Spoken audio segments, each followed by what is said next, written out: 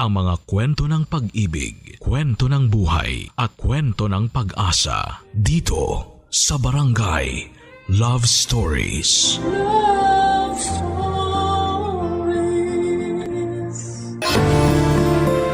May mga tao na binibiyayaan ng anak, ngunit hindi pa handang maging magulang.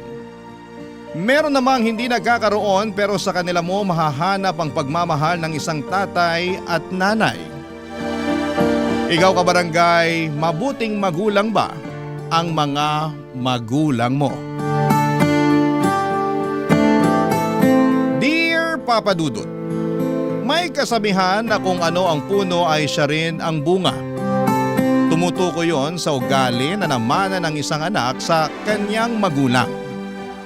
Pero sa ibabahagi ko ngayong araw sa Barangay Love Stories ay gusto kong ikwento ang magkaibang ugali ng nanay at tiyuhin ko bilang magkapatid na nanggaling sa isang magulang o iisang puno. Ngunit magkaibang bunga. Itago niyo na lamang po ako sa pangalang Sedi.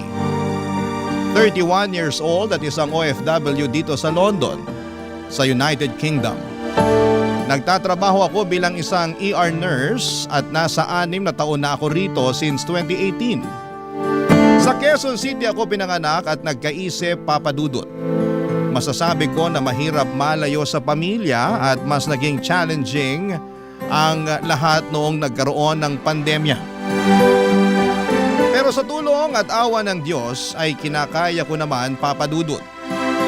Buti na lang at merong programa ninyo na napapakinggan ko online, kaya naman nalilibang ako at kahit papaano ay nababawasan ang aking kalungkutan. Tapos isang araw ay nag-decide ako magpadala ng email sa inyo na naglalaman ng aking kwento. Pero hindi lang ito tungkol sa akin at sa pamilya namin dahil malaking bahagi nito ay tungkol din sa tiyuhin ko na nagngangalang Randy. At magsisimula ang lahat taong 1993 kung kailan pinanganak ako ng nanay Mirna ko, Papa Dudut.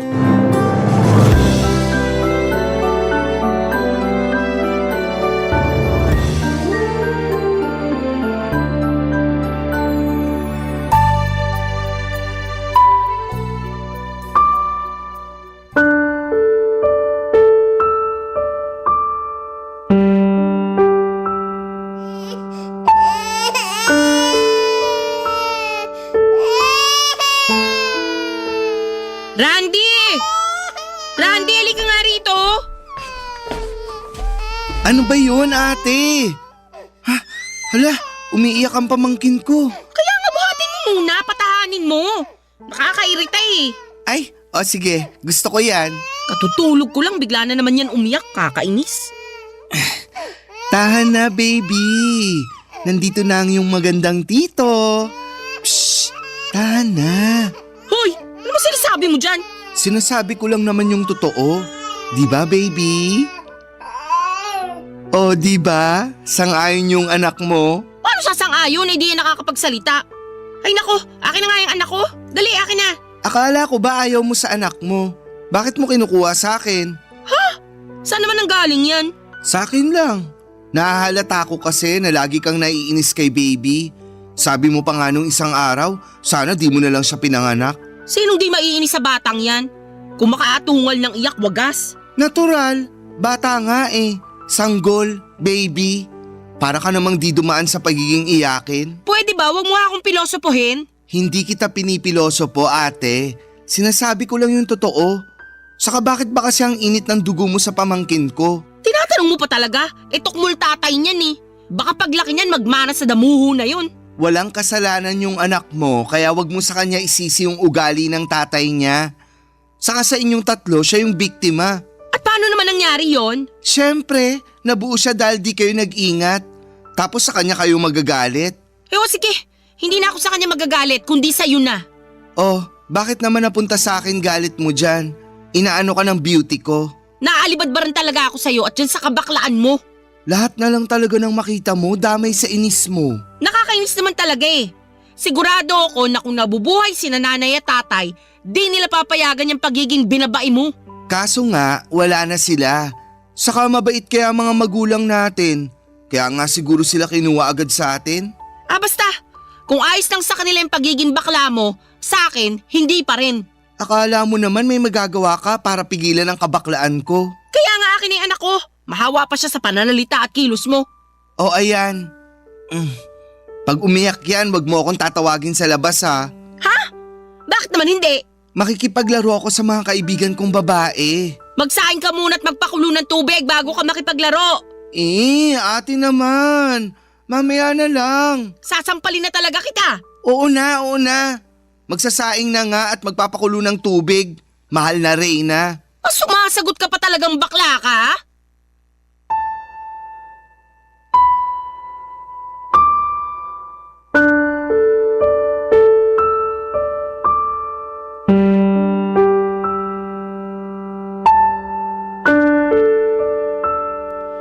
Papadudot maagang naulila sina Nanay at Tito Randy nang magkasunod na magkasakit at pumanaw ang mga magulang nila. Simula noon ay si Nanay na ang kumayod para sa kanilang magkapatid. Bali nagrenta sila ng maliit na paupahan habang nagtatrabaho sa factory ang nanay. Nung pinanganak ako ni Nanay ay 20 years old lamang siya. Wala akong tatay dahil aksidente lang daw ang pagkakabuntis sa akin.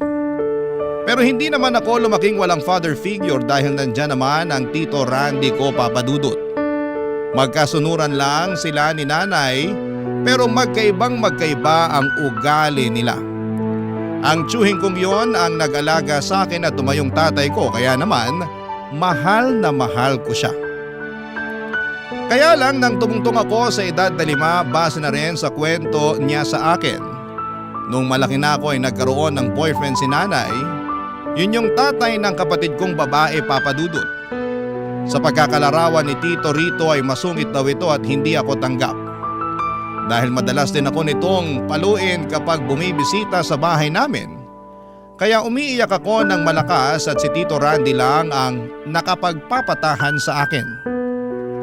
Mahal na mahal ako ng tiyuhin ko at ayaw niyang sinasaktan ako ng kahit na sino, Papadudot.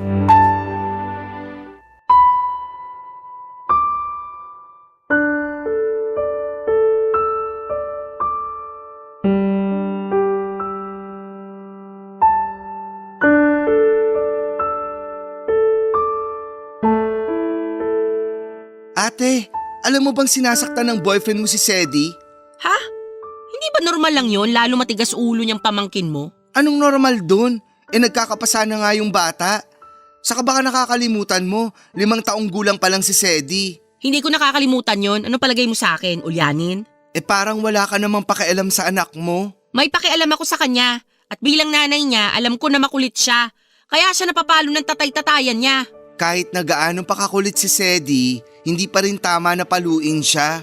Pagdidisiplina ang tawag doon, hindi mo ba alam yon? Sa bagay, wala ka nga palang anak. At kahit kailan, hindi ka naman magkakaanak dahil dyan sa kabaklaan mo. At ano na namang kinalaman ng kabaklaan ko rito? Malaki, kasi nabanggit sa akin ng boyfriend ko na nasusuya raw siya sa pagmumukha mo. Ano? Nabanggit niya sa akin na ayaw niya sa mga bakla. Kaya naisip ko na paalisin ka na rito sa bahay ko. Bakit mo ko paaalisin? Nagbabayad ako ng renta rito. Alam ko pero matanda ka na. 24 ka na, di ba? Oo, ano naman ngayon? Gusto na namin magsama lalo't magkakaanak na kami. Hindi raw siya makalipat dito dahil nandito ka pa. Sandali. Ano nga ulit yun? Magkakaanak na kayo? Oo, buntis na ako at gusto na namin bumuo ng pamilya. Kaya nga lilipat na siya rito para magsasama-sama na kami. Bakit mo ako pinaalis? Di ka ba nakakaintindi? Ayaw nga niya sa mga bakla. Di ayaw ko rin sa kanya. Huwag ka nga makipagtalo. Umalis ka na lang, total matanda ka naman na eh. Huwag ka nang makipagsiksikan dito sa amin. Magkanya-kanya na tayo. Pambihira. Di ko akalain ipagpapalit mo ako sa lalaking yon, ate. Anong klaseng kapatid ka? Baka nakakalimutan mo na matagal-tagal din kitang binuhay. Simula nang namatay si nanay at tatay, nagtrabaho na ako para makakain tayo. May pambayad sa renta at iba pang gastusin sa pamamahay natin. Masama pa bang hangarin ko na lumagay sa tahimik kasama yung magiging pamilya ko? Pero pamilya mo rin naman ako. Kung ipagtabuyan mo ko, parang di mo ko kapatid. Hindi naman mawawala pagiging kapatid ko sa iyo eh. Saka hindi naman kita pinagtatabuyan. Ang sa akin lang, masikip na tayo rito. Hindi raw pinagtatabuyan, pero parang ganun na rin yun. Basta, buo na yung desisyon ko. Aalis ka na sa bahay na to. Ate naman eh. Huwag mo ako maati-ati dyan. O ano pang hinihintay mo? Simulan mo na mag-impake ng damit at gamit mo. Saan naman ako pupunta pag umalis ako? Di sa mga kaibigan mo. Makituloy ka muna sa kanila, lagi ka naman nandun, di ba?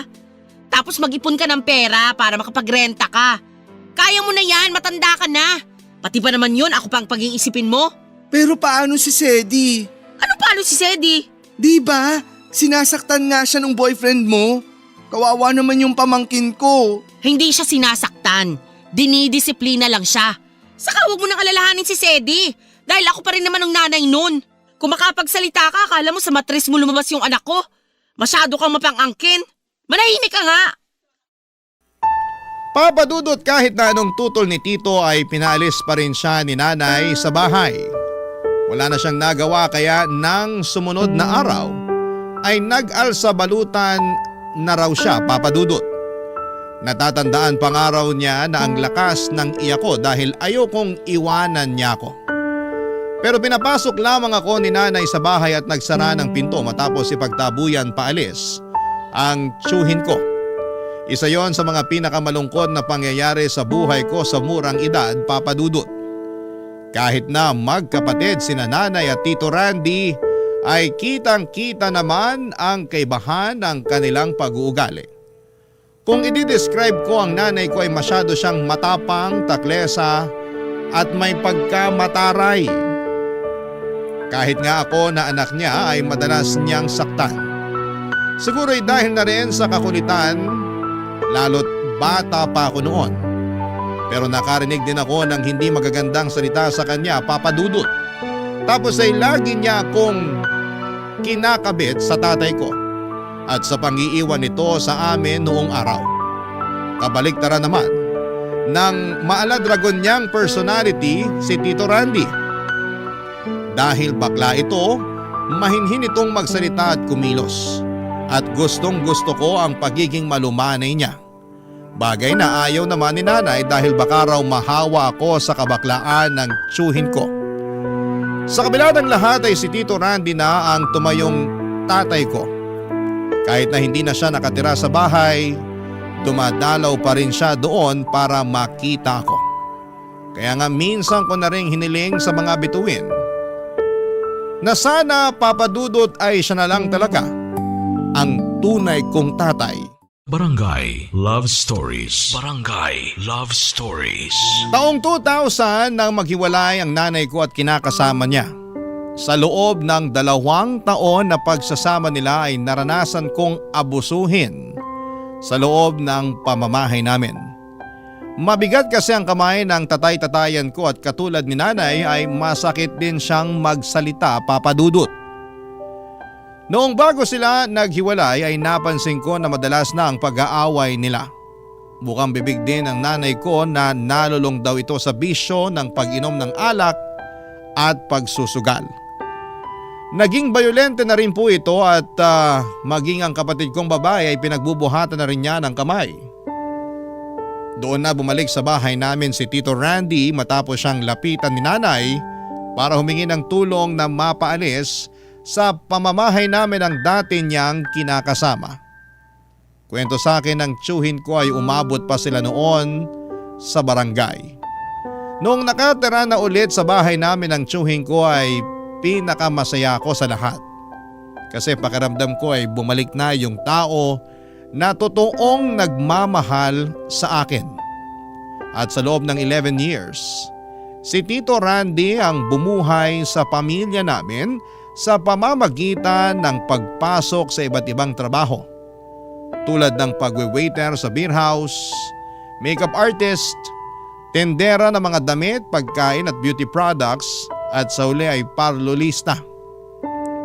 Nagtrabaho rin naman si nanay pero ayon sa tito ko ay lagi raw natatanggal sa mga pinapasukan dahil walang tiyaga at laging uma-absent.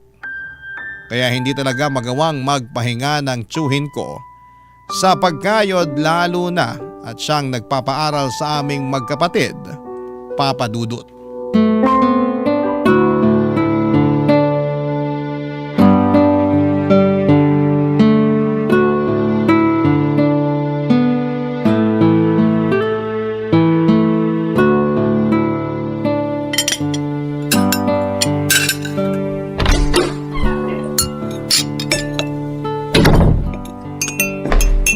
Hi, Tito!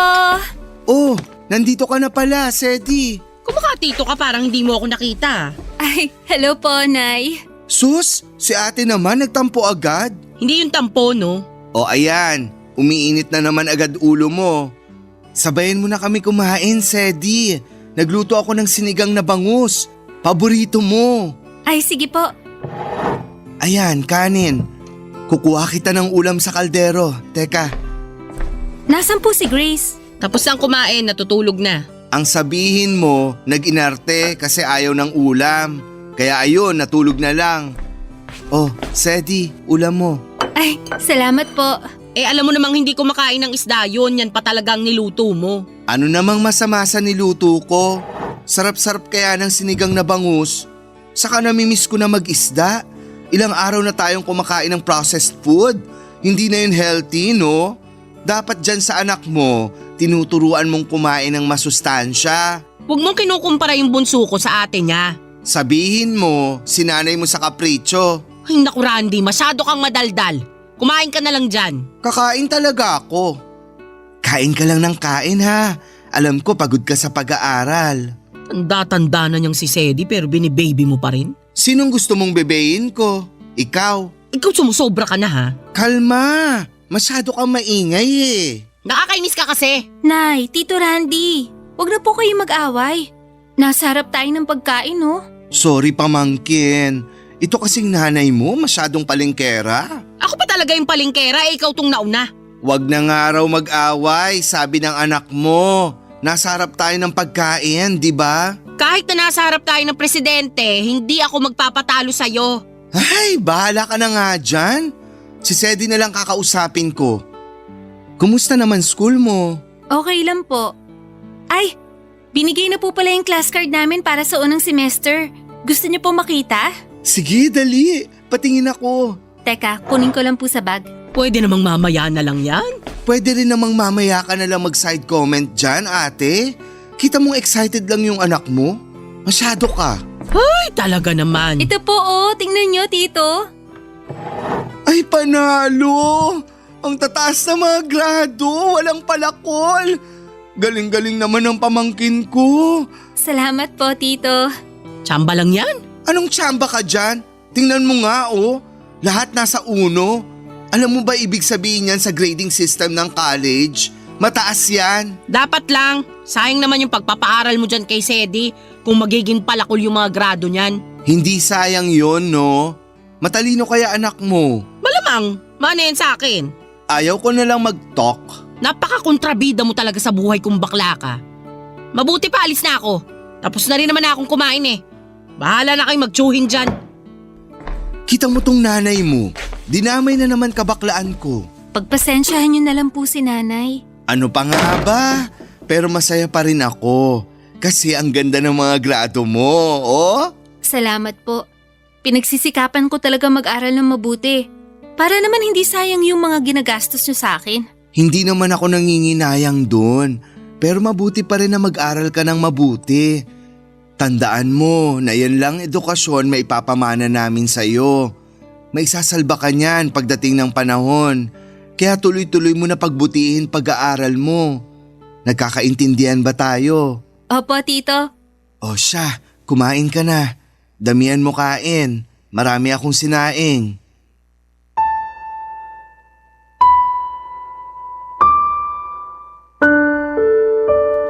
Papadudot pinangako ko sa sarili ko na ibabalik ko ang mga mabubuting bagay na ginawa at ginagawa sa amin ni Tito Randy.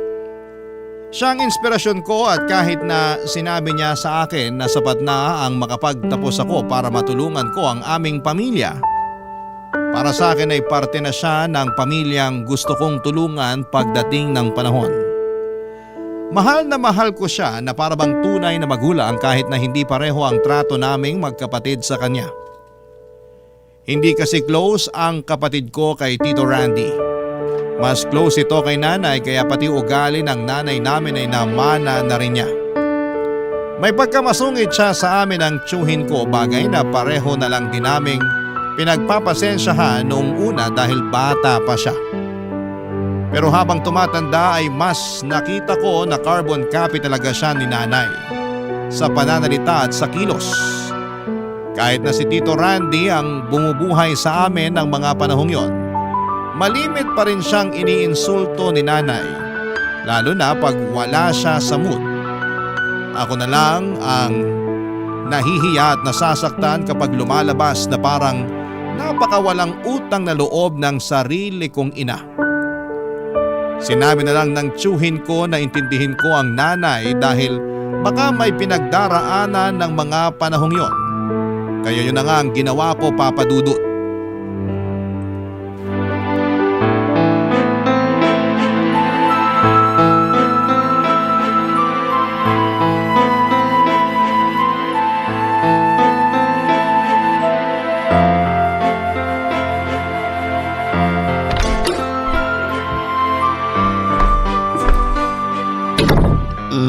Ay, Ate Mirna, lasing ka ba? Hindi nakainom lang. Nakainom lang daw, pero sa itsura mo mukhang nakarami ka. Ay, kalabaw! Nay! Ano po nangyari sa inyo? Nanay mo, hinahalikan yung sahig. Halika, tulungan mo ko para maiupo natin siya sa bangko. Sige po. Bigat mo, te. Ano ka mo? Hindi ako pabigat Sabi ko, bigat mo. O ayan, umupo ka nga muna. Yabang mo naman. Porke ikaw nagpapakain sa amin at nagpapaaral sa mga anak ko. Ano bang pinagsasasabi mo? Wala akong pinagmamayabang. Meron. Kasasabi mo lang na pabigat ako. Nay, hindi po sinabi ni Tito yun. Mas paniniwalaan mo pa yung bakalang yan kesa sa akin na nanay mo? Ba't di ka naman inire niya na? Sa matres ko ikaw lumabas. Wala namang matres yung bakalang yan. Naku, pagsabihan mo yung nanay mo, Sedi. Kundi mababangasan ko na yan kahit lasing yan.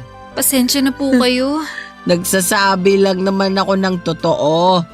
Eh, huwag ka nang magtampo. Mabuti pa, manahimik ka na lang kesa magsabi ka ng totoo. Tagal-tagal ko ng bakla, hanggang ngayon issue pa rin sa'yo. Hirap sa'yo. Tagal-tagal mo nang ang bakla.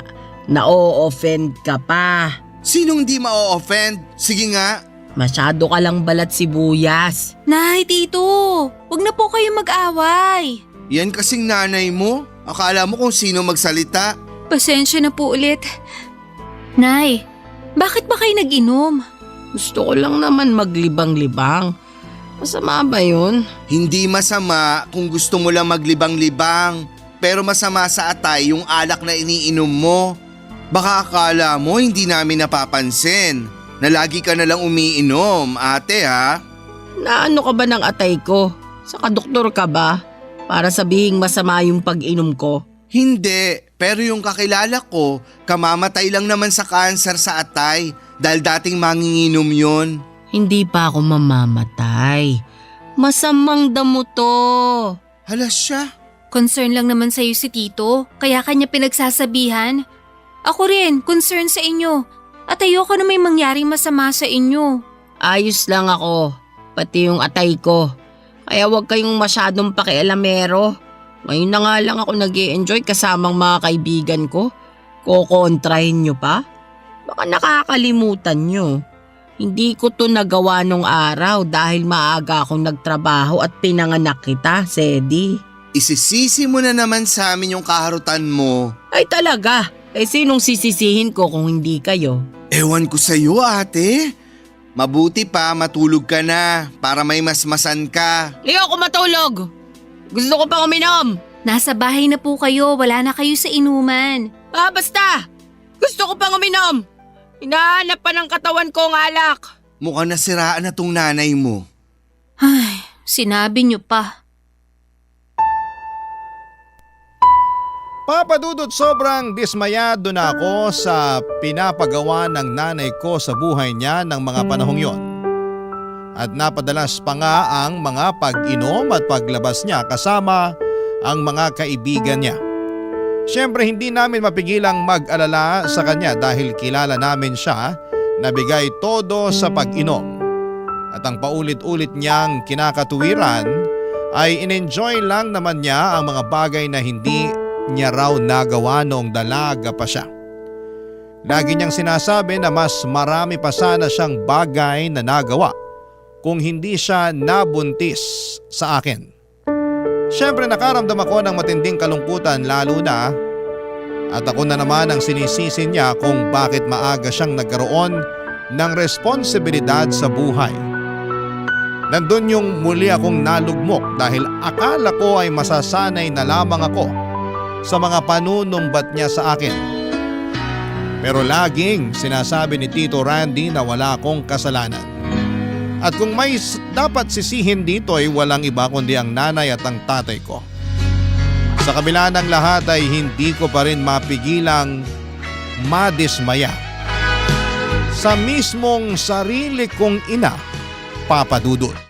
Barangay Love Stories. Barangay Love Stories. Papa Dudut, mabilis na lumipas ang 4 na taon at nakapagtapos ako sa kurso kong nursing noong 2014. Ginamit ko ang mga nalalabing buwan ng parehong taon na yon para mag-review sa pagkuha ng lisensya. Noong sumunod na taon ay nag-exam ako at nakapasa kaya naging ganap na akong nurse. Nagporsige talaga ako para makapag-apply sa mga ospital dito sa lugar namin at kahit inabot ng 5 buwan ay nagbunga pa rin naman ang pagsisikap at pagtsatsaga ko. Proud na proud sa akin si Tito Randy dahil natupad na raw ang matagal niyang pangarap para sa akin na makapagtapos ng pag-aaral. Alam niya kasi, Papa Dudut, na mahalaga ang edukasyon. Paulit-ulit niyang sinasabi sa akin hanggang matanim yon sa isip ko. Kaya nakapagtapos ako. Sa pagpapatuloy ng panibago kong pakikipagsapalaran sa buhay bilang empleyado, ay masasabi kong hindi pala ganong kadali ang lahat, Papa Dudut. Lalo na sa propesyon ko bilang isang nurse na hindi na nga kataasan ng sweldo pero doble naman ang pagod. Tapos pag uwi ko sa bahay ay hindi rin ako makapagpahinga dahil sa bunganga ng nanay ko.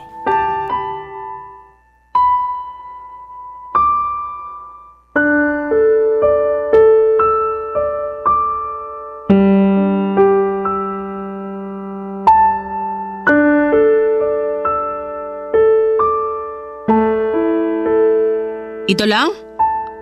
Ito lang mabibigay mo sa akin? Opo, Nay. Sorry po ah. Yan lang po kasi ang sinweldo ko. Eh, anong mabibili nitong kakarampot na sweldo mo, Aber? Alam mo naman na nagtataasan ng mga bilihin ngayon tapos ito lang ang ibibigay mo sa akin? Alam ko naman po yun. Pero yan lang po kasi talaga yung kabuuan ng sweldo ko eh. Maniwala ako sa'yo. Baka nagsisinungaling ka lang dyan, ha? Baka meron pa dyan. Pinagtataguan mo lang ako. Bakit ko naman po gagawin yun? Eh baka nagmana ka dun sa ugali ng tsuhin mong bakla. Oh, bakit nasali na naman ang kabaklaan ko dyan, ate? Tito, nandyan po pala kayo. Oo, kagagaling ko lang sa banyo. Tapos narinig ko na agad yung bunganga ng nanay mo. Naghugas ka ba ng kamay mo? Aba, oo naman. Baka nga mas marumi pa yung bibig mo kaysa sa kamay ko eh. Eh talaga naman. Ano na naman ba kasing problema mo? Bakit pinagagalitan mo na naman si Sedi? Eh sinong di magagalit? Tignan mo nga kung magkano lang tong sweldo na binigay niyang magaling mong pamangkin sa akin. Oh, bakit di ka nalang magpasalamat na may binigay siya sa'yo? Pasasalamatan mo ba yung kakarampot na yan? Yan na po talaga yung kabuuan ng sweldo ko. Di ako naniniwala sa'yo. At bakit hindi ka maniniwala? Siyempre, baka may tinatago pa yung pamangkin mo. Kung meron man, karapatan na niya yun. Dahil pinaghirapan niyang kitain yung sweldo niya. Hirap kaya ng trabaho ni Sedi, tapos napaka-reklamador mo pa. Ako pa talaga ang reklamador? Alam nga namang ako, ate. May karapatan naman ako magreklamo kasi ako yung nahihirapang mag-budget. Marami pa tayong pinagkakagastusan. Baka lang akala nyo wala. Alam naman po naming marami. Pero sana maintindihan nyo na hindi naman ganun kalaki yung sweldo ko bilang nurse. Kung bakit kasi yan pa yung kursong kinuha mo noon sa kolehiyo, mababa naman pala magiging sweldo mo. Kahit kailan mahina ka talaga. Ay, Ate Mirna. Parang di ko na nagugustuhan yung tabas ng dila mo sa anak mo, ha? At bakit? Nakuha mo pa talaga magtanong. Naririnig mo ba yung sarili mo? Oo, palagay mo sa akin, bingi? Hindi, pero sariling anak mo, pinagsasalitaan mo ng ganyan? Kung ikaw kaya pumalit sa posisyon ni Sedi, ikaw mag-nurse doon para malaman mo na hindi madali ginagawa niya. Tapos ikaw pa may ganang magsalita ng ganyan sa anak mo? Wala namang mali sa sinabi ko. Kung nasaktan si Sedi, problema niya na yon. Saka ayaw mo nun, alam niyang pamangkin mo na hindi maganda yung trabaho niya. Nasa kanya na lang yun kung maghahanap siya ng ibang trabaho, yung mas malaki ang sweldo. Mag-abroad ka kaya, Sedi? Po? Doon ka mag-nurse. Huwag dito sa atin. Sigurado tiba-tiba suswelduhin mo doon. Baka nakakalimutan mo nagsisimula pala magtrabaho si Sedi. Hayaan mo muna siya. Huwag kang masyadong madera dyan. Hindi naman tayo nagugutuman eh. May trabaho ako, kaya makakapag-ambag din ako. Pinagmamalaki mo yung trabaho mo, kulang pa yan sa pamamakla mo. Nay, tumigil na nga po kayo. Sumusobra na po kayo eh. At bakit? Totoo naman ang sinabi ko ah. Totoo man o hindi, matuto naman po kayo mahiya kay Tito Randy. Kung makapagsalita kayo sa kanya, parang hindi niya tayo binuhay at sinuportahan ng mahabang panahon na. Ipapaalala ko lang sa inyo na siya ang nagpaaral sa amin ng kapatid ko. Lagi tayong iniisip at inuuna ni Tito. Tapos wala na kayong ibang sinabi sa kanya kundi pang iinsulto at masasakit na salita. Matuto naman po kayong mahiya, Nay. Hindi maganda yung ugali niyo.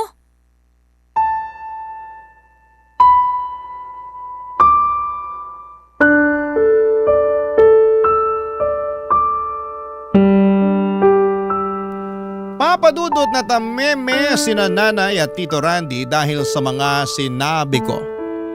In my defense ay hindi ko na napigilan ang sarili ko dahil matagal ko rin namang kinimkim na huwag masagot ng ganon ng nanay ko. Pero sumobra na siya ng mga panahong yon, Papadudot.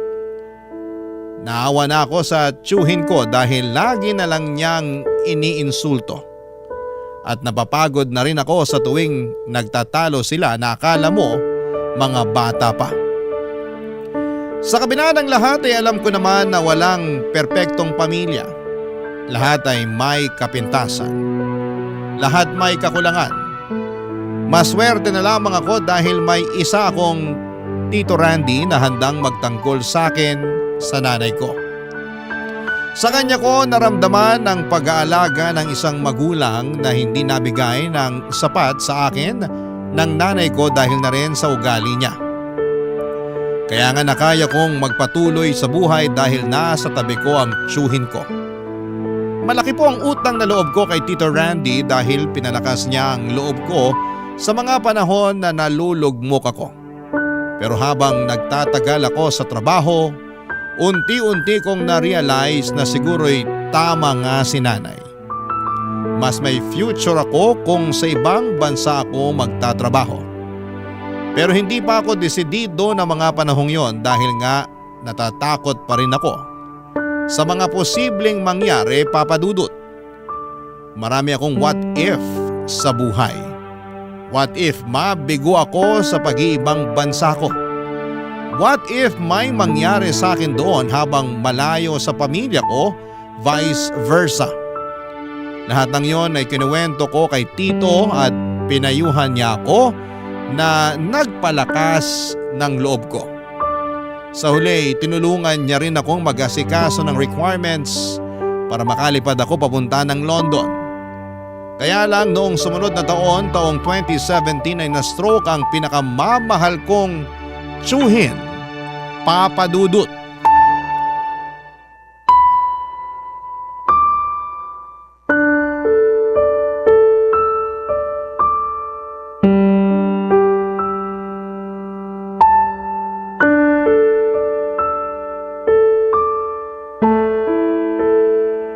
Kumusta na yung pag-aasikaso mo ng requirements?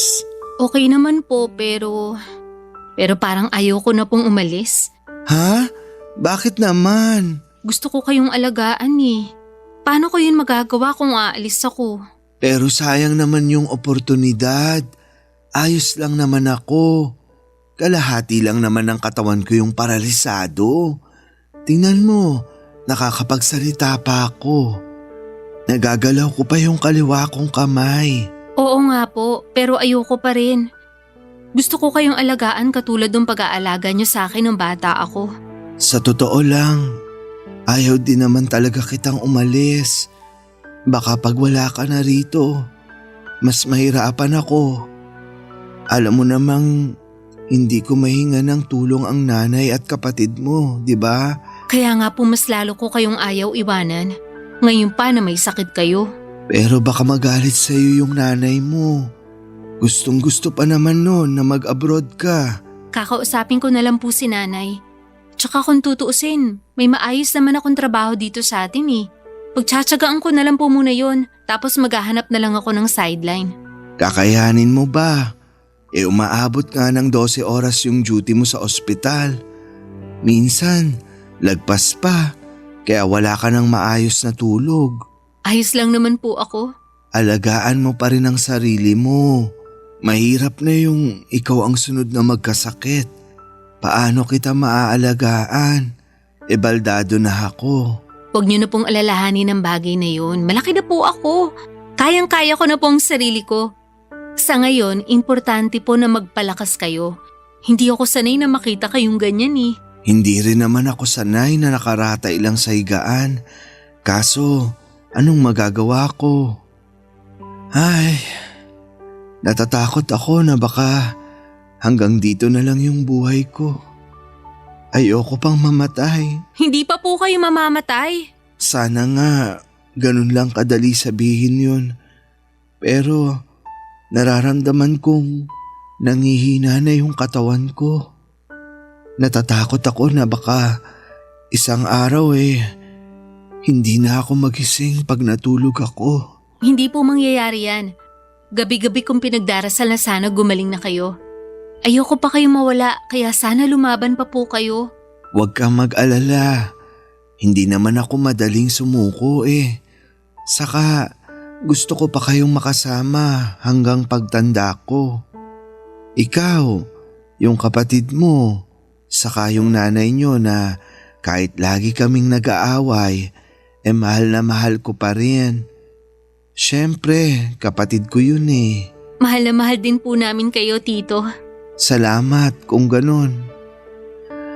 Ay, na-realize ko na napakaswerte ko dahil kahit di ako biniyayaan ng sariling anak, meron naman akong mabait na pamangkin sa katauhan mo, Sedi. Sana huwag kang magbago ng ugali kahit na lumipas ang mahabang panahon at hindi mo na ako kasama. Opo, tatandaan ko po yung sinabi nyo. Pero sana, kahit na lumipas ang mahabang panahon, kasama pa rin namin kayo. Gusto ko rin naman yan. Kaso, hindi ko hawak ang buhay ko. Pero, ayoko naman malungkot kayo. Lalong-lalo ka na. Sakaling mangyari yung di natin inaasahan. Gusto ko magpatuloy ka pa rin sa buhay. Tuparin mo pa rin yung pangarap mo. Mas magiging masaya ako pag ginawa mo yun.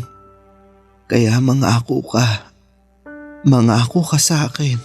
Pangako po, gagawin ko lahat ng mga sinabi nyo. Mabuti kung ganun. Lagi mong tandaan na pinagmamalaki kita, Sedi.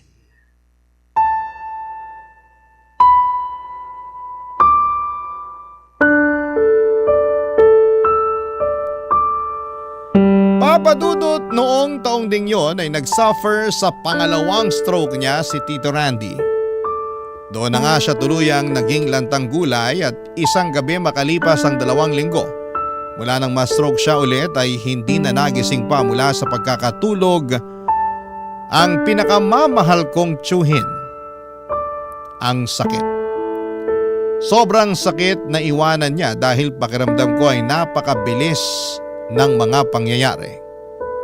Yun bang tipong hindi ko pa na ibabalik sa kanyang lahat ng mga magagandang bagay na ginawa niya sa akin at sa pamilya namin. Tapos ay binawi agad siya sa amin. Ang unfair lang, Papadudot. Sa kabila ng lahat ay lagi ko na lang iniisip ang mga masasaya at mabubuting bagay at sitwasyon na kasama ko ang tito ko noong nabubuhay pa lamang siya. Pag ginagawa ko yon ay nagkakaroon ako ng lakas para makapagpatuloy. Kaya nga noong sumunod na taon ng 2018 ay tinuloy ko ang plano kong pagpunta sa London para mag-OFW. Mahal na mahal ko ang Tito Randy ko, Papa Dudut, at alam ko na kung saan man siya naroroon ngayon ay pinagmamalaki niya ako tulad ng palagi niyang sinasabi sa akin. Malungkot na maaga siyang kinuha sa piling namin pero nagpapasalamat pa rin ako sa Panginoon sa ilang taon na ibinigay niya para makasama namin ang pinakamamahal kong tito. Hinding-hindi ko siya makakalimutan at palagi siyang laman ng puso ko. Hanggang dito na lamang po ang sulat ko, Papa Dudut, at maraming salamat sakaling mapili po ninyong i-ere sa inyong istasyon. Malaking bagay po sa akin na mapakinggan sa Barangay Love Stories ang sarili kong storya. God bless po and more power sa inyo dyan sa Pilipinas. Ang inyong forever kapuso at ka-barangay, Sedi. Barangay Love Stories. Barangay Love Stories. Anong say mo sa Barangay Love Stories na ito? Pagkwentuhan natin sa comment section yan. Nagustuhan ng iyong napakinggan? Ituloy yan via live stream sa www.gmanetwork.com/radio.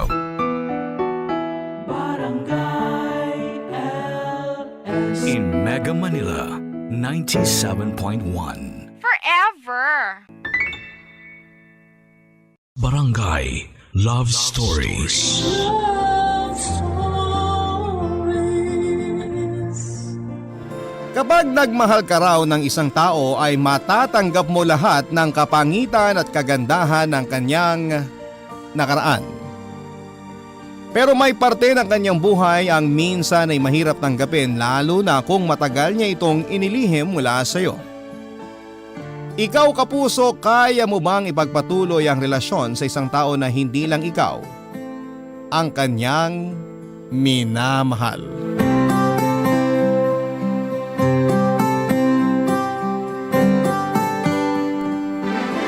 Dear Papa Dudut, palagi kong narinig na kapag mahal mo ang isang tao ay matatanggap mo ang lahat sa kanyang nakaraan at kasalukuyan.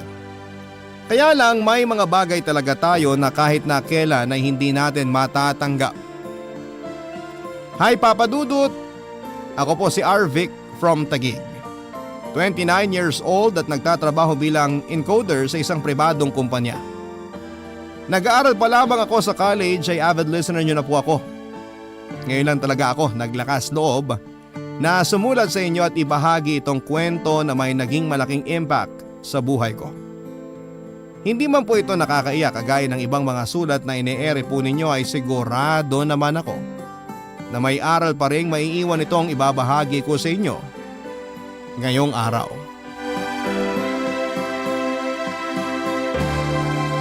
Hayaan niyo pong simulan ko ang kwento ko sa kung paano ko nakilala ang naging girlfriend ko na si Sharon, Papa Dudut. Nasa isang bookstore kami ng kaklase kong si Fred at may hinahanap na libro para sa isang major subject namin. Doon ko po nakita si Sharon na may hinahanap ding libro. Nagandahan kaagad ako sa kanya noon, Papa Dudut, at dahil hindi ako yung tipo ng lalaki na torpe ay nakipagkilala ako sa kanya ng araw na yon. Kinuha ko rin ang cellphone number niya hanggang sa muli kaming magkita at niligawan ko na siya. Hindi rin po nagtagal ang panliligaw na yon dahil kaagad akong sinagot ni Sharon, Papa Dudut.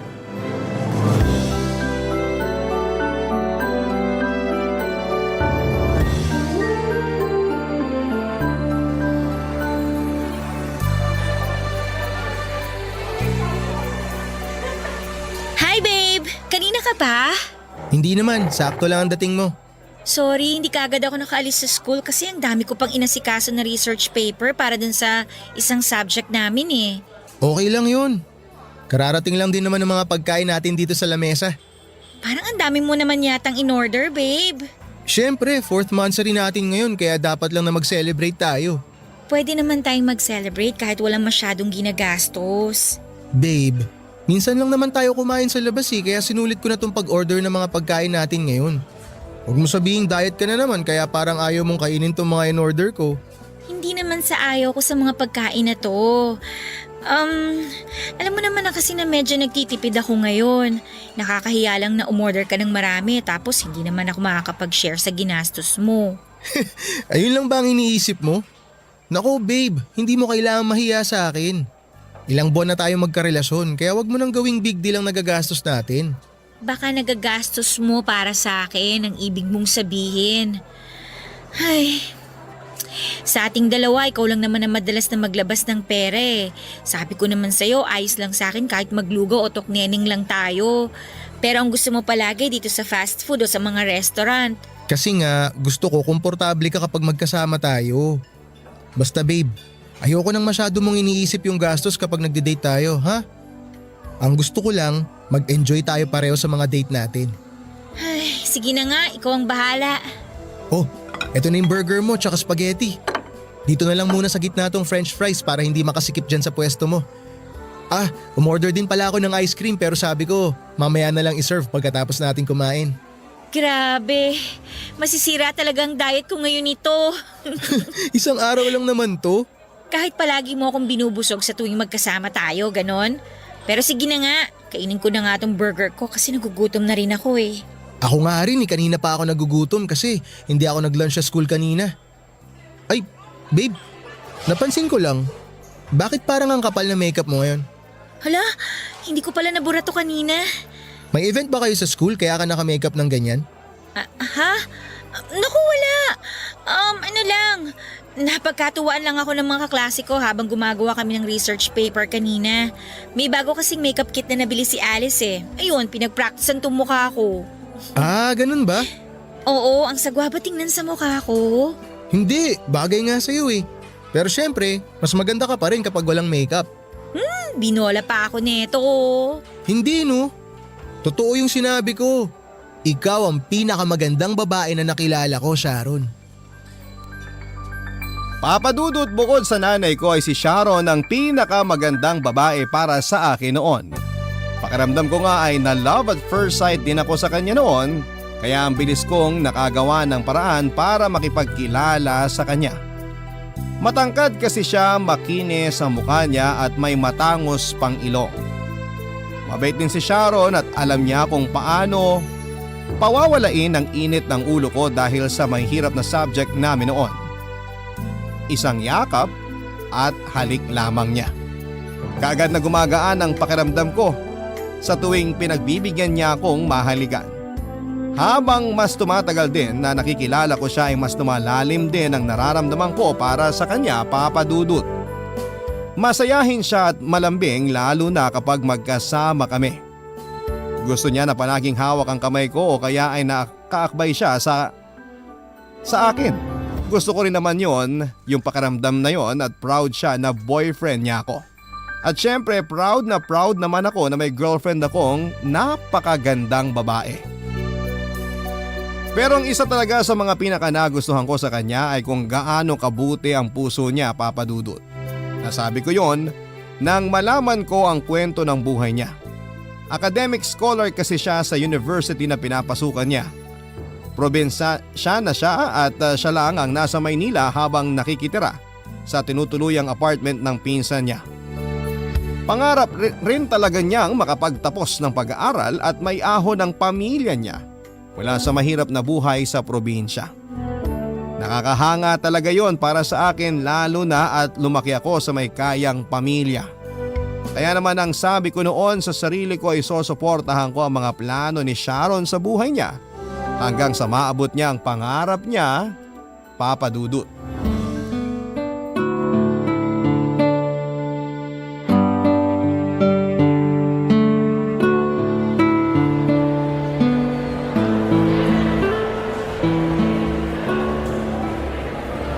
Babe, thank you sa pagsama mo sa akin dito sa mall para bumili ng dress ha.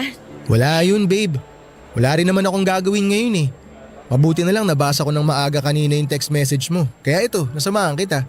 Buti na lang talaga at libre ka ngayon kasi mas magaling kang pumili ng dress sa akin eh. Sabi ko naman sa'yo, dati akong babae. Ewan ko sa'yo. Pero sigurado ka ba na bagay talaga sa akin yung binili kong dress? Oo naman. Actually, lahat nga ng sinukat mo kanina bagay sa'yo eh. Seryoso na nga, babe. Bagay ba talaga sa akin yung dress? Baka kasi magmukha akong ewan kapag sinuot ko yung sa school event namin na ako ang MC. Babe, maniwala ka sa akin. Mas bagay talaga sa'yo yung blue na dress kesa dun sa yellow. Mas litaw kasi yung puti mo dun sa pinili nating dress eh. Tsaka, mas sexy ka tingnan dun. Yan ang gusto ko sa'yo, babe eh. Napaka-honest mo palagi. Saan na nga pala tayo pupunta? Kain muna tayo bago kita ihatid sa bahay nyo. Sige, saan tayo kakain? Ayun, babe, dun tayo. Dun oh. Parang gusto kong kumain ng lomi. Lomi daw specialty dun sa restaurant na yun. Tara, liga na. Aray, babe! Oh, bakit? Ang sakit kasi ng pagkakahawak mo sa braso ko eh. Naku, sorry. Napaigpit ba yung hawak ko? Oh, teka. Bakit may pasa ka dito? Aha? Wala lang yan. Meron din dito sa kabilang braso mo oh. Saan mo nakuha yung mga pasa na yan, babe? Ano lang, nabunggo lang kasi ako sa may pinto sa classroom namin. Alam mo naman ako, may pagka-clumsy.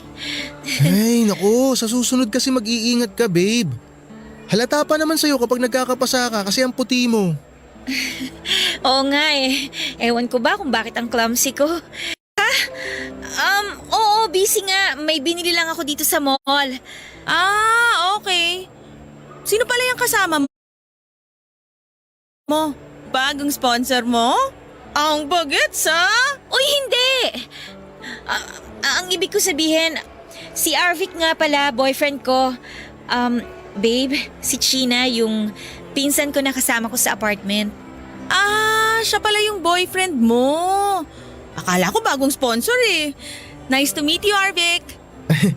Nice to meet you din, China. Matagal ka na nakukwento sa akin ni Sharon. Nabanggit nga niya sa akin na madalas ka raw wala sa apartment niyo. Oo, busy kasi ako palagi sa mga racket ko. Ang tawag nga nila sa akin, babaeng walang pahinga. Babe, di ba nagugutom ka na? Tara na dun sa kakainan natin. Sige, China, alis na kami ha. Bye! Okay, bye. Kita na lang tayo mamaya sa bahay. Babe, makulit pala yung pinsan mo, no? Pero ano yung sinasabi niya tungkol sa sponsor? Naku, huwag mo nang isipin yung sinabi niya. Baka ang tinutukoy lang niya ay yung mga kaklasiko na medyo may edad na. Doon tayo kakain, di ba? Tara na, baka maubusan pa tayo ng table doon kasi lunchtime na rin, oh. Papadudot kapag inihahatid ko si Sharon sa bahay na tinutuluyan niya, hindi niya ako pinapapasok sa loob. Kaya naman yon ang unang beses na nakilala ko ang pinsan niyang si China. Medyo nagulat pa nga ako sa ayos at pananalita nito. Medyo matinis ang boses niya, malakas tumawa, makapal ang makeup at maikli ang suot na palda. Para siyang yung opposite version ng girlfriend kong si Sharon. Ang medyo weird lang doon ay parang ayaw ni Sharon na matagal kaming mag-uusap ng pinsan niya. Pero iniisip ko na lamang na naaasiwa siya kasi nga iba ang ugali ni China sa kanya. Nang magkasama kaming kumain ng lomi noon ay nagtanong pa ako ng tungkol sa pinsan niya pero hindi niya na masyadong sinasagot.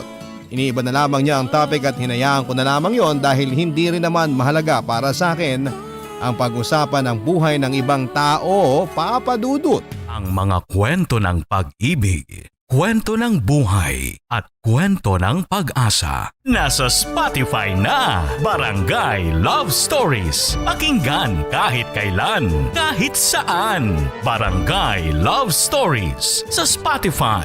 Kinig na, kabarangay! Habang tumatagal noon ay may napansin akong kakaiba kay Sharon.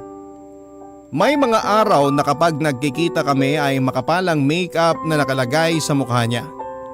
Hindi rin kami pwedeng magkita sa gabi kasi nga gusto niyang magpahinga ng maaga o busy sa academics niya. Madalas din na halata sa kanya na pagod siya o kaya ay wala siyang energy na kausap ako at makipaglambingan sa akin. Iniintindi ko na lamang kasi pareho kaming nasa second semester at third year sa college noon at marami na kaming mga major subjects. Kahit magkaiba kami ng kurso at eskwelahan ay alam ko na pareho kaming busy sa academics namin, lalo na siya dahil scholar siya. Kaya nga lang papadudod, habang tumatagal ang relasyon namin ay nagsisimulang dumalang ang pagkikita naming dalawa. Palagi siyang may mga dahilan na tungkol sa academics niya at paghahabol ng minemaintain na grades niya. Hindi niya na rin masyadong nasasagot ang mga tawag o text ko sa kanya. At kapag nagkikita kami, saglit lang din kasi magpapaalam na siya sa akin na gusto na niyang umuwi at magpahinga. Kahit nga hindi gaanong kalayo ang school nila sa pinapasukan ko ay madalang pa rin talaga na magkita kami dahil sa busy ng schedule ng girlfriend ko, Papa Dudut.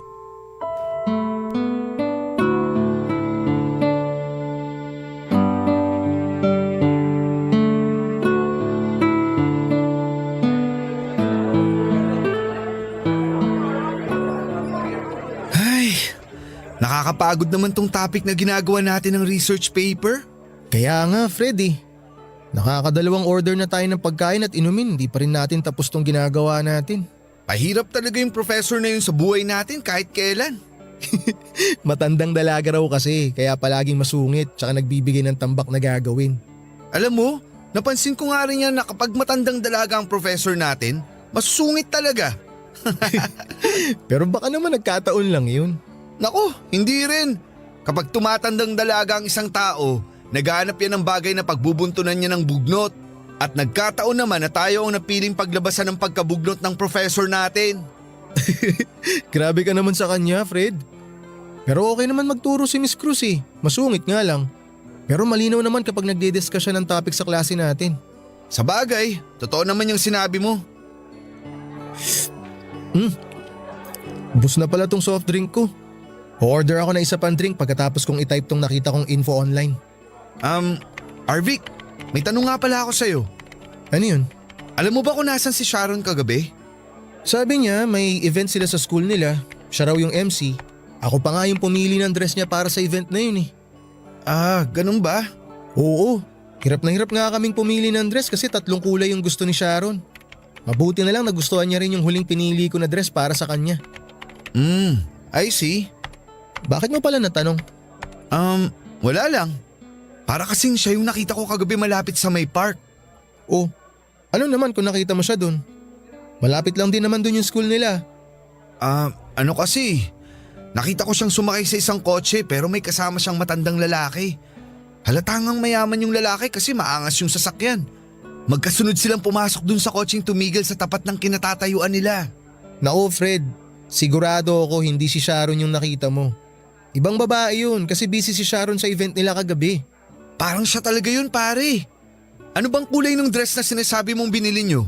Kulay blue ba? Oo, Tapos medyo mahaba na may slit sa right side ng dress, di ba? ganun nga yung itsura nun. Sabi ni, sigurado talaga ako na si Sharon yung nakita ko. Imposible yun kasi sabi ko nga sa'yo, busy si Sharon sa event nila kahapon. Alam mo ba Arvic, matagal nang usap-usapan sa barkada natin ang tungkol dyan sa school ni na Sharon. O ano naman meron sa school nila? Pugad daw yun ng mga scholar na ini-sponsoran ng mayayamang lalaki. At minsan, ginagawang kabit ang mga estudyanteng babae. Kapalit nun yung pagpapaaral sa kanila ng mga sponsor nila. Iniisip ko lang na baka… Hoy, ano ba yung pinagsasabi mo? Pwede ba? Hindi ganyang babae si Sharon. Kaya tigil-tigilan mo na nga yung pinagsasabi mo tungkol sa kanya. Ay, mabuti pa bumili na muna ako na maiinom natin. Kailangan ko atang huminga ng konti. Pupunta lang ako sa counter sandali.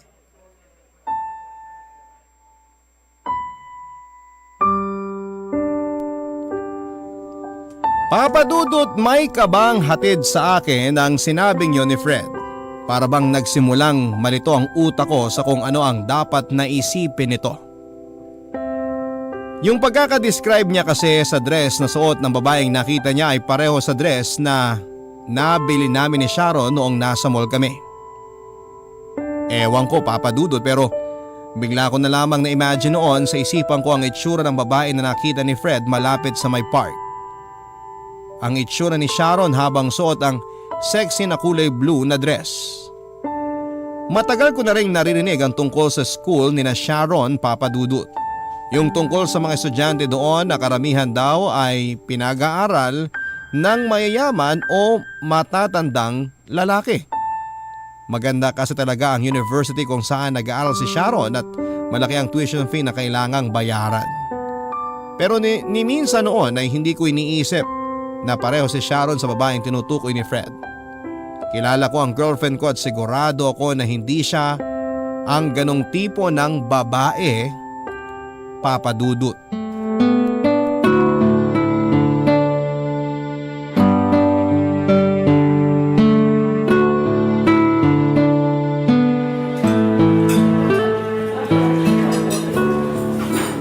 Grabe, nabusog ako sa mga kinain natin, babe. Halata nga. Ikaw na halos umubos ng salad na in-order natin eh. Hala, talaga ba? Ano ba yan? Nakakahiya naman. Hindi ka na yata nakatikim ng salad. Uy, ayos lang yun, babe. Ang importante, alam ko na nabusog ka. Masaya ako pag nakikita kitang busog.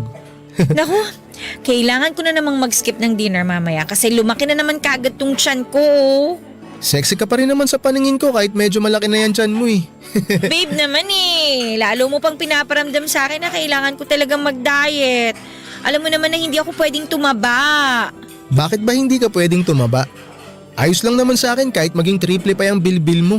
At yun naman ang hindi ko hahayaan na mangyari kasi hindi talaga pwede. Bakit nga? Ang ibig kong sabihin, bakit masyado kang seryoso sa pagdadayet mo? Masyado kang conscious sa katawan mo lalo na sa balat mo. Ano ba talagang dahilan? Ha? Ano? Siyempre, babae ako kaya gano'n ang ugali ko. Normal naman na siguro yun sa mga babaeng kagaya ko, no? Pero hindi ka ba masyadong mahigpit sa sarili mo? Parang sobrang stricto mo sa katawan mo eh. Ano ka ba? Katawan ko to. Alam ko kung paano to alagaan ng tama. Concerned lang naman ako sa'yo, babe. Ayoko lang na dahil dyan sa pagdadayet-diet mo na yan, magkasakit ka naman sa huli. Babe, huwag kang masyadong mag-alala sa akin. Alam kong ginagawa ko. Sige, sabi mo eh. Ay, babe, may tanong pala ako. Nasaan ka kagabi? Ha? Nasa event namin sa university. Nabanggit ko na yun nung isang linggo, di ba? Na ako yung mag-host ng event na yun. Oo nga, nabanggit mo, pero para raw kasing nakita ka ni Fred kagabi. Saan naman? Malapit dun, sa park. Nakita ka raw niya na sumakay sa sasakyan na may kasamang matandang lalaki. Alam mo, imposible yan. Sinabi ko naman sa'yo kung nasan ako kagabi, di ba? Tinext tsaka tinawagan pa nga kita bago magsimula yung event namin eh. Oo nga, pero hindi naman ako sigurado kung nandun ka ba talaga sa sinasabi mong event na yun. Ano bang gusto mong i-point out, Arvic? Diretso mo na lang kaya yung gusto mong sabihin sa akin. Nagtataka lang naman kasi ako. Bakit ba hindi kita pwedeng maayang kumain sa labas kapag gabi na? Tsaka bakit palagi ka na lang may lakad tapos natataon pa tuwing gabi? O ito pa, bakit kapag nandun ka na sa sinasabi mong event, hindi mo na nasasagot yung mga text o tawag ko? Grabe, yan lang ba talaga ang gusto mong malaman tungkol sa akin? Ganyan ka ba talaga kababaw mag-isip? Pakiramdam ko lang naman kasi Sharon, meron kang tinatago sa akin. Ano ba kasi yun? May dapat ba ako malaman tungkol sa'yo? Wala akong tinatago sa'yo. Alam mo siguro kung ano-anong sinasabi ng barkada mo tungkol sa akin, ano? Palibasa ayaw nila sa akin bilang girlfriend mo. Pero hindi naman nila ako kailangan siraan. At hindi mo rin kailangan na maniwala sa mga sinasabi nila kasi wala akong ginagawa na kahit na anong masama. Wala! Papa Dudut na guilty ako pagkatapos ng naging pag-uusap namin na yon ni Sharon. Naging tahimik na lamang siya hanggang sa maihatid ko na siya sa bahay nila. Sinabi niya rin sa akin noon na kung pwede raw ay huwag muna kaming magkita. Nakipag-cool off siya sa akin ng 2 linggo dahil gusto raw niya na pag-isipan kung dapat pa ba naming ipagpatuloy ang relasyon naming dalawa. Sinabi din niya na kung ganun lang naman din ang tumatakbo na relasyon namin, na naniniwala ako sa mga paninira ng mga kaibigan ko at wala akong tiwala sa kanya ay dapat natapusin na lang namin ang lahat sa aming dalawa. Sa huli, Papa Dudut, ay hindi ko rin natiis si Sharon. At ako na ang gumawa ng paraan para magkaayos kaming dalawa. Hindi na niya sinasagot ang mga tawag at text ko noon kaya pinuntahan ko na lamang siya sa apartment niya isang umaga. Hinarap naman niya ako at nang mag-sorry ako sa kanya ay kagad niyang tinanggap kaming dalawa.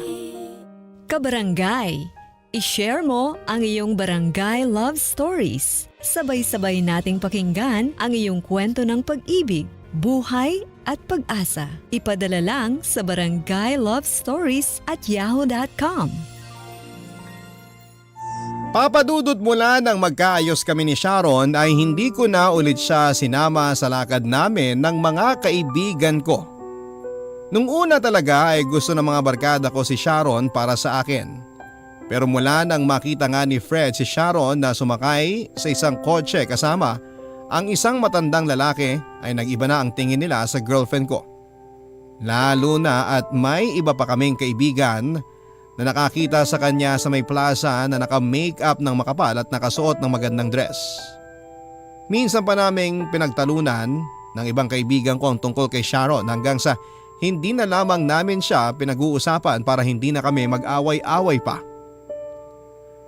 Papadudot naging busy na rin po ako noon sa thesis namin at ilang beses kasing na-reject ang topic na gusto naming gawin sa thesis. Kaya nag-decide kami ni Fred na pumunta sa isang luma at malaking bookstore na nasa Manila lang din para maghanap ng libro na pwedeng makatulong sa paggawa namin ng thesis.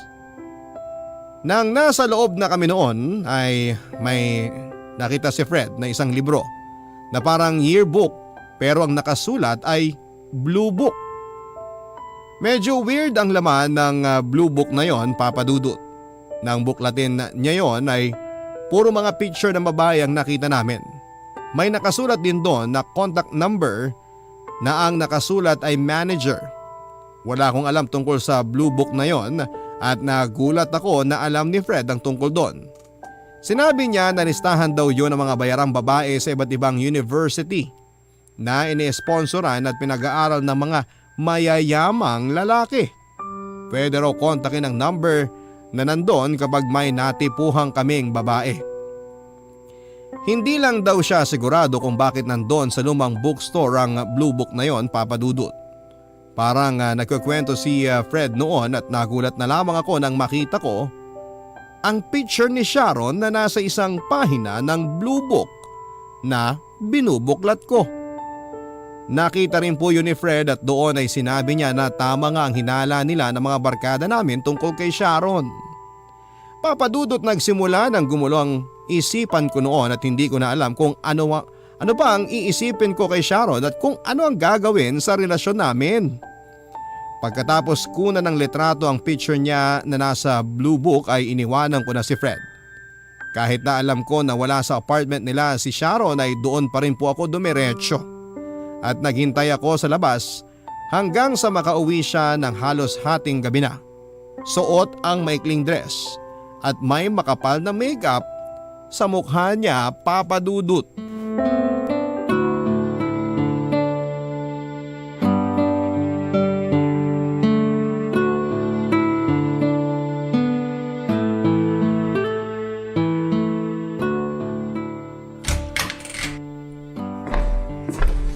Pasok ka, babe. Salamat. Gusto mo ba ng kape o juice? Wala kasi kaming soft drinks dito pero may tinapay naman kung sakaling nagugutom ka. Ayos lang ako. Hindi ako gutom, hindi rin ako nauuhaw. O sige, ikaw ang bahala. Bakit ka nga pala nagpunta ngayon dito sa apartment namin? Wala ka man lang pasabi. Naghintay ka tuloy ng matagal sa labas kanina. Okay lang sa akin maghintay na matagal, basta dumating ka. Kailangan talaga kitang makausap Tungkol naman saan at parang seryoso yung mukha mo. Pwede mo namang ipagpabukas na lang yan kasi anong oras na din Sharon, tatanungin ulit kita. May dapat ba akong malaman tungkol sa'yo? Ano na naman ba to, Arvic? Bakit kasi hindi mo na lang sagutin ang tanong ko? Wala nga akong tinatago sa'yo. Sinabi ko na sa'yo dati, di ba? Talaga? Nagsasabi ka ng totoo? Wala talaga akong dapat malaman tungkol sa'yo? Wala ka bang tinatago sa akin na kahit ano? Hindi ka talaga nagsisinungaling sa akin ngayon? Alam mo, mabuti pa umalis ka na lang.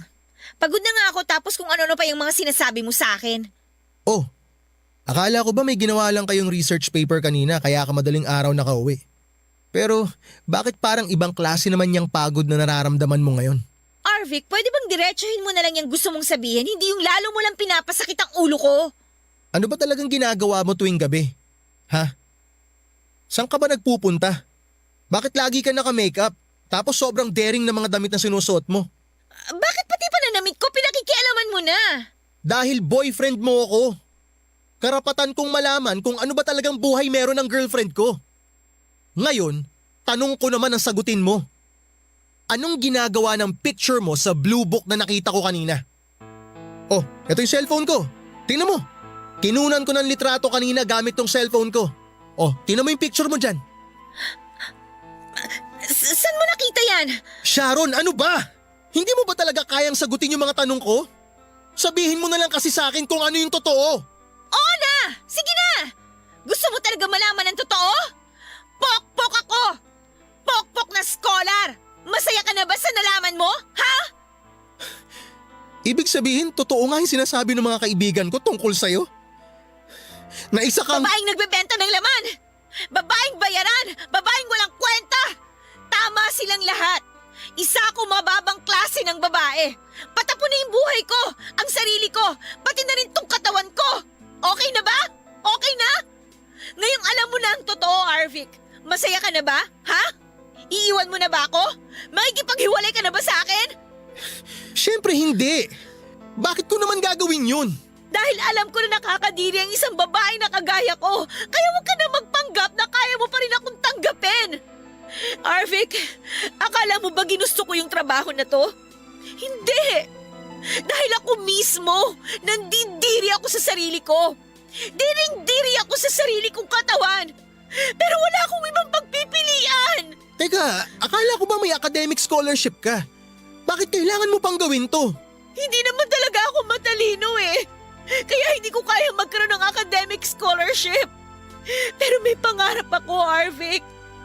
Pangarap ko na makapagtapos ng pag-aaral at maiahaw sa hirap ang pamilya ko. At ito lang yung nakikita mong paraan para maabot yung pangarap mo? Oo! Kasi wala namang ibang paraan na pwede kong panghawakan para makapag-aaral ako dito sa Maynila eh. Wala akong ibang pwedeng asahan na tutulong sa akin kundi ang sarili ko lang. Kaya kung hindi mo matatanggap kung sino talaga ako at ano yung trabaho ko, hindi na ako magmamakaawa na ipagpatuloy pa natin ang relasyon na to. Papa Dudut, halos hindi ko na rin po napigilan ang sarili ko na maluha nang marinig ko ang iba pang kwento ni Sharon tungkol sa buhay niya. Ang pinsan niya talaga ang nagaya sa kanya na lumuwas noon sa Maynila at eto rin ang nagbigay sa kanya ng impormasyon tungkol sa trabahong pinasok niya noon. Kinuwento rin ni Sharon ang unang beses na makipagsiping siya sa lalaking hindi niya kilala. Nandiri at naawa daw siya sa sarili niya pagkatapos ng pangyayaring yon. Pero yun daw ang naging daan para makilala pa siya ng ibang matatandang lalaki na tuluyan ngang naging sponsor niya sa pag-aaral niya. Papa Dudut, humahagulhol na rin noon si Sharon habang nagkikwento sa akin kaya naman mas lalo akong napaluha. Aaminin ko na nakaramdam ako ng awa dahil sa mga nalaman ko. At dahil doon ay nagsimula rin akong maguluhan sa pagmamahal na nararamdaman ko para sa kanya. Sigurado ako na mahal ko si Sharon pero hindi ko alam kung kaya ko ba siyang tanggapin sa ganong klase ng trabaho na meron siya. Pero sa huli ay pinili ko pa rin na ayusin ang relasyon naming dalawa, Papa Dudut. Nang malaman ng mga kaibigan ko na pinagpatuloy ko pa rin ang relasyon namin ni Sharon ay naramdaman ko ang pagkainis nila sa desisyon kong yon. Kinausap pa nila ako at kinumbinse na dapat ay humanap na raw ako ng ibang desenteng babae na makakarelasyon. Hindi ko daw deserve ang isang kagaya ni Sharon. Pero seryoso talaga ako kay Sharon at mahal ko siya. At hindi lang awa ang nararamdaman ko para sa kanya, kaya naman kahit na ano pa ang sabihin ng ibang tao, wala na akong pakialam. Kahit pa nga nahihirapan na rin ako sa sitwasyon ko bilang boyfriend ng isang call girl, Papa Dudut.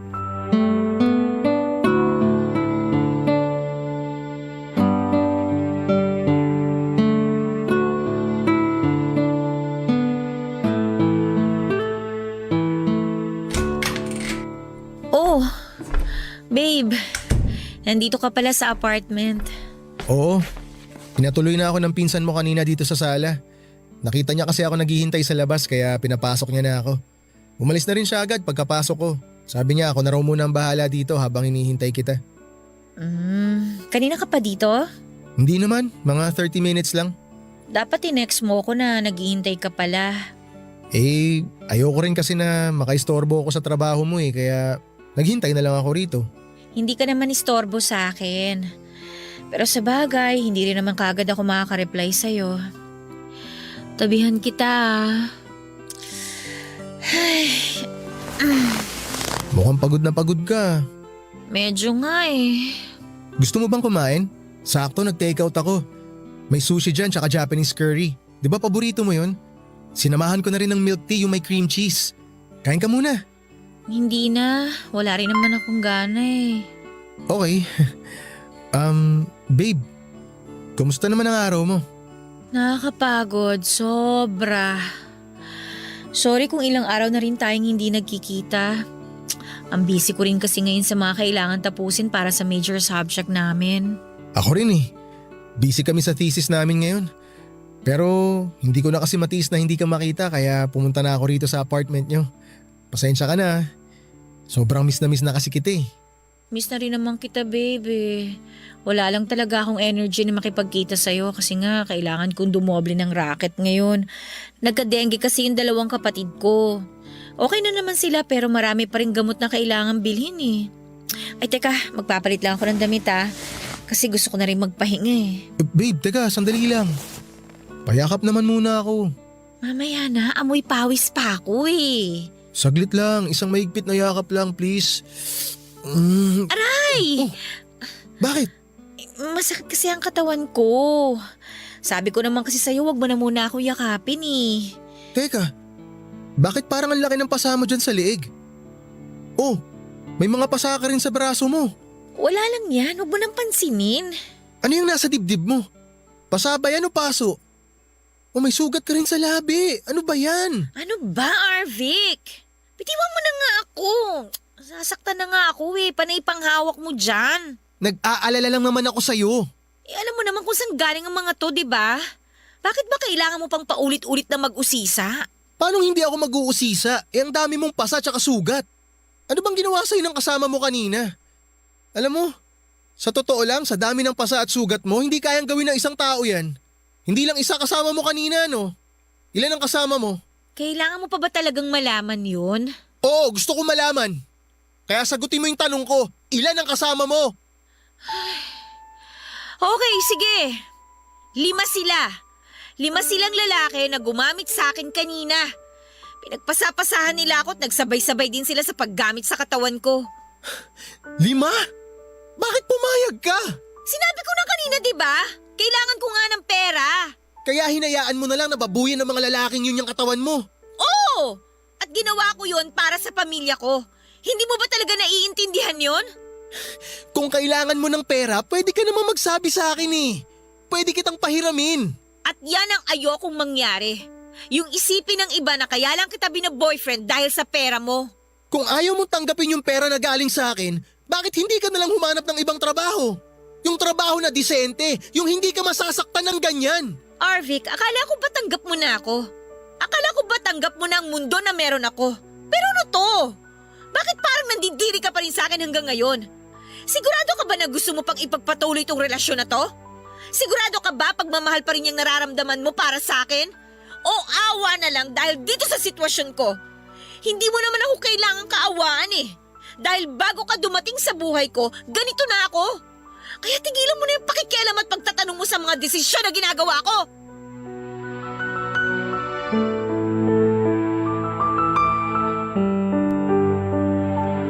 Papa Dudut, hindi ako agad nakasagot sa mga sinabi niyo ni Sharon kasi mas lalo lamang ako naguluhan sa nararamdaman ko. Siguro nga ay may pagmamahal talaga akong nararamdaman para sa kanya noon pero parang unti-unti nang lumalamang ang awa ko sa kanya. Habang tumatagal kasi ang relasyon namin, mas nakikilala ko siya at ang mundo na pinasok niya. Si Sharon bilang isang call girl, makapalang makeup, maiksi ang damit, palaging pagod ang katawan at may pasa sa kanyang balat. Minsan nga parang ako pa yung mas nasasaktan dahil sa mga sugat at pasa na meron siya. Pero pinili ko pa rin na magpatuloy sa relasyon namin, Papa Dudut. Oo, wala na nga yata akong pride noon bilang isang lalaki pero hindi ko kaagad kayang bitawan si Sharon. May parte rin ng sarili ko na gusto kong tulungan siya na maabot ang mga pangarap niya at makaalis sa trabahong yon. Gusto ko na sa oras na maging maayos ang buhay niya, ako ang kasama niya.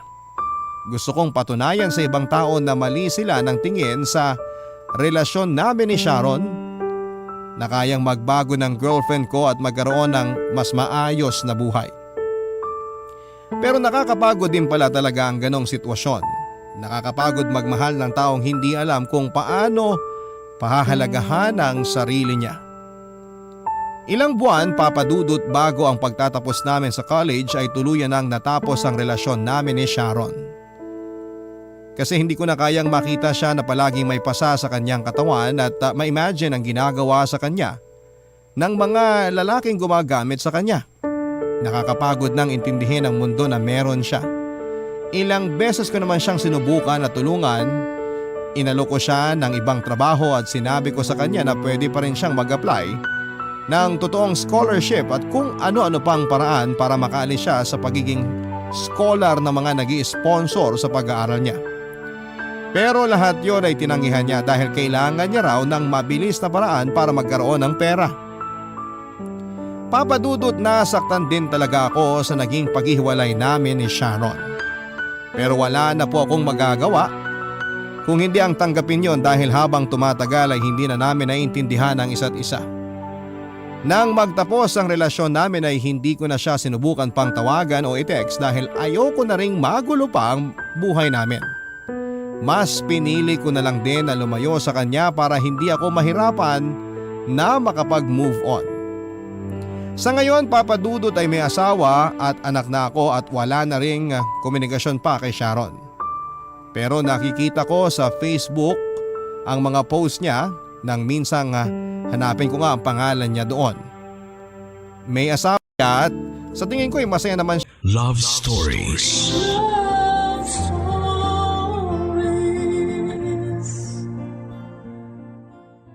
Barangay LS 97.1. 97.1. Number 1. Forever.